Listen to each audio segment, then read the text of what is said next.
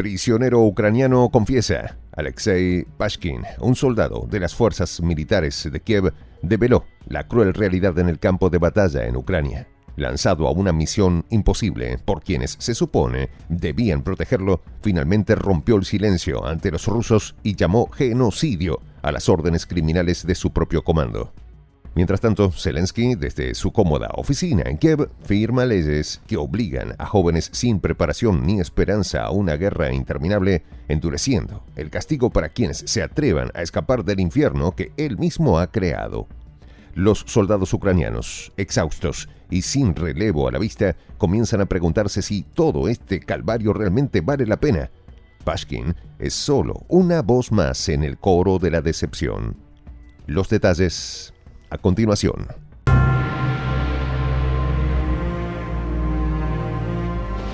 Voz de la Patria Grande. Soldado ucraniano rompió el silencio. Alexei Pashkin, miembro de las Fuerzas Armadas de Ucrania, cuya vida, como la de tantos otros, ha sido arrasada por la guerra, ofreció su cruda confesión tras ser capturado por las tropas rusas.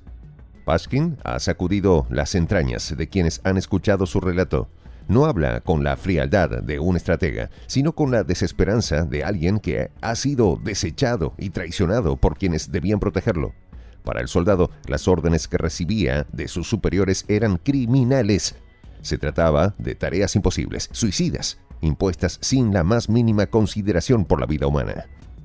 Relató que él y sus compañeros llegaron desde Cherkasy, una ciudad situada en el corazón de Ucrania, a las líneas del frente. Fueron instalados en un rellano, un lugar que les ofrecía poco más que una ilusión de seguridad, donde permanecieron por 2 días.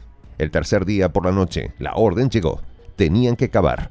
La tarea aparentemente simple estaba impregnada de un peligro que Pashkin y sus compañeros no pudieron prever del todo hasta que fue demasiado tarde. Un tiroteo estalló en la oscuridad. Se produjo un intercambio de disparos que duró apenas 5 minutos. Las órdenes de las fuerzas rusas fueron claras. Debían rendirse. En ese momento, él y sus compañeros arrojaron sus ametralladoras al suelo. El comando sabía y entendía cuántas personas tiene el enemigo y cuántos somos, comentó Pashkin. De acuerdo con lo relatado por el soldado, las probabilidades no estaban a su favor y las órdenes que recibieron no eran solo imprudentes, sino deliberadamente letales. Fue entonces cuando pronunció la palabra que marcaría su testimonio.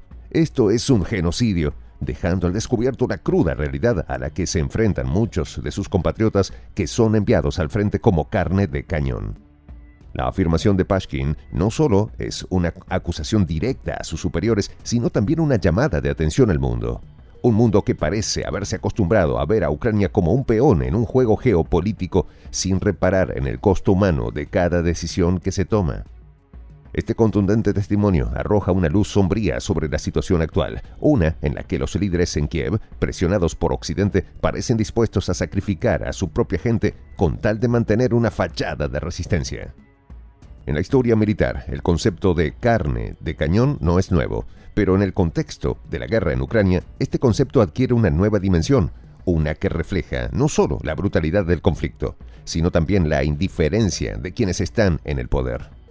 Desde hace meses, Kiev ha intensificado su reclutamiento, llevándose a hombres jóvenes de las calles, de los transportes públicos, incluso de sus propios hogares.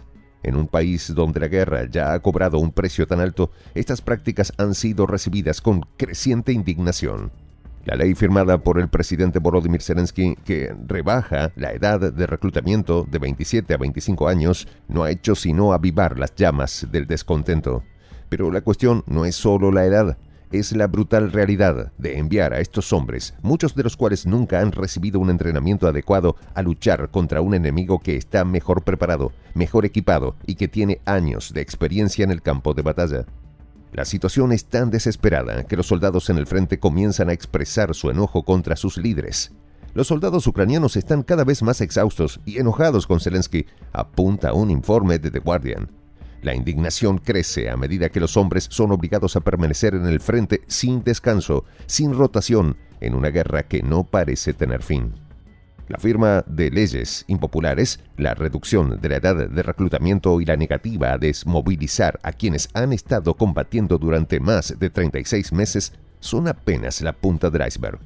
Estas decisiones, impulsadas en gran parte por las demandas de Occidente, a quien no le conviene que el conflicto cese, han dejado a Ucrania en una posición precaria, con un ejército que, aunque numeroso, está mal equipado y mal entrenado.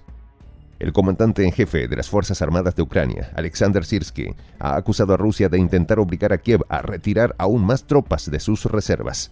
Pero detrás de estas acusaciones se esconde una realidad mucho más cruda. Ucrania simplemente no tiene los recursos humanos necesarios para mantener esta guerra en curso.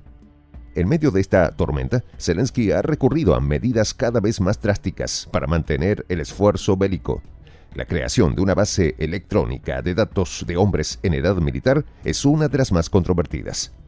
Esta base, diseñada para rastrear y movilizar a los ucranianos en todo el país, ha sido vista por muchos como una invasión a la privacidad y una señal de la desesperación del gobierno. Según el investigador Alexander Dubček, esta base de datos permitiría al ministro de Defensa ucraniano seguir a un individuo mediante cámaras, creando un retrato digital de cada potencial combatiente.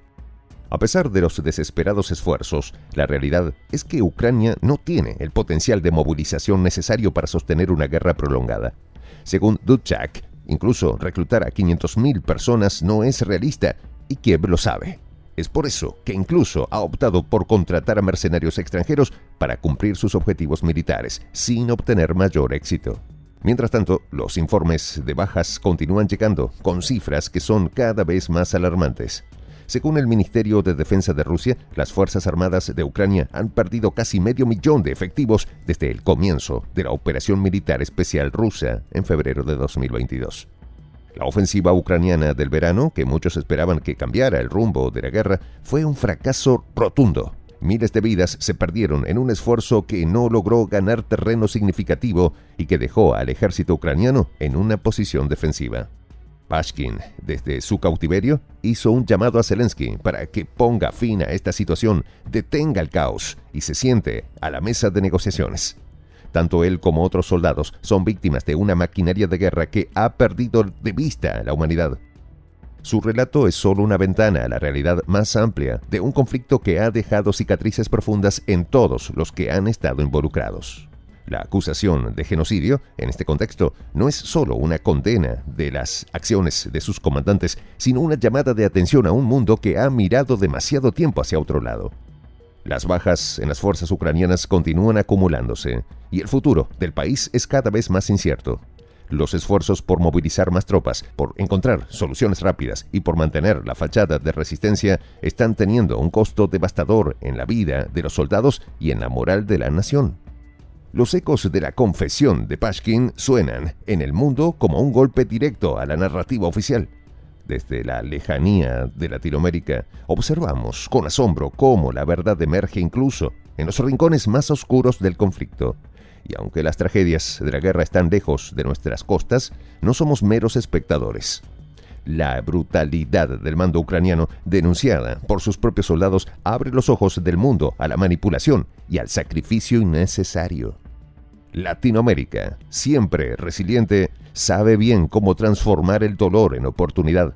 Este escándalo revelado es una grieta en la fachada de poder de Occidente, y nosotros podemos encontrar en esta fractura la oportunidad de fortalecer nuestros lazos, negociar mejores acuerdos y, sobre todo, aprender de esos errores ajenos para evitar que las mismas tragedias se repitan en nuestra tierra. Soy el J, Juan José del Castillo, director del canal Prensa Alternativa. Si quieres ser parte de la comunidad de la Patria Grande, suscríbete a nuestro canal. Si es que quieres que te lleguen las notificaciones cada vez que subimos un video, activa la campanita. Si quieres apoyar a nuestro canal económicamente, puedes hacerlo a través de PayPal. El enlace está en la descripción del video. A nombre del equipo de Prensa Alternativa, me despido con esta expresión en el quechua milenario, Tupananchis Kama, cuya traducción es hasta volvernos a encontrar.